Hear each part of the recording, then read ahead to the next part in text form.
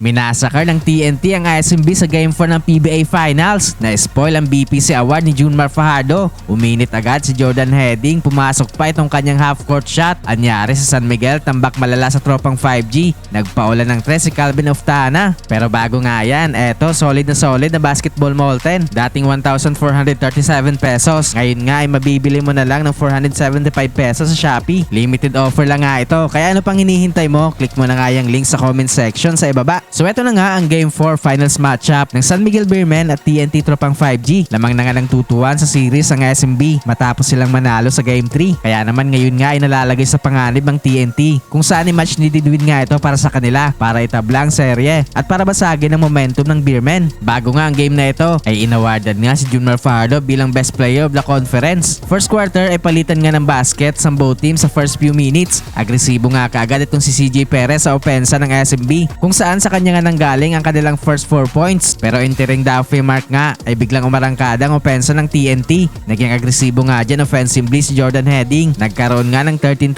run ang tropang 5G kung saan naging on point din nga ang kanilang 3-point shooting. Tagal ngang napako sa 6 points ang SMB sa kalagitnaan ng quarter. Pero buti na lang nga ay biglang nag-step up ang second unit ng SMB sa late minutes na pinangunahan ni Cruz at Truliano. Nakukuha na nga dyan ng Beermen ang kanilang rhythm offensively. Though naging unstoppable pa rin nga itong opensa ng TNT kung saan lagi nga silang may counter sa mga small runs ng San Miguel. Nagkaroon nga ulit ng run ng tropang 5G papatapos ang quarter. Pumasok pa itong half-court heave ni Jordan Heading at the buzzer. 4-point shot nga yan para magkaroon ng 17-point lead after ng first frame, 35-18. Second quarter ay na-maintain nga ng TNT ang kanilang malaking kalamangan sa early minutes. Hindi nga makapag-generate ng run itong San Miguel dahil hindi nga sila nagkakaroon ng stop defensively. Take over na nga sa opensa ng tropang 5G itong si Calvin Oftana sa halfway mark. Nagkaroon nga ito ng back-to-back 3-pointers kung saan umabot na nga sa mahigit 20 points itong kalamangan ng TNT. Tumuloy-tuloy nga ang mainit na 3-point shooting ng TNT this quarter. Though nagkaroon pa ng small run ng SMB sa late minutes para bawasan ang kalamangan ng TNT. Pero grabe naman itong defensive play ni Galinato kay Mo Tautua sa ilalim. 2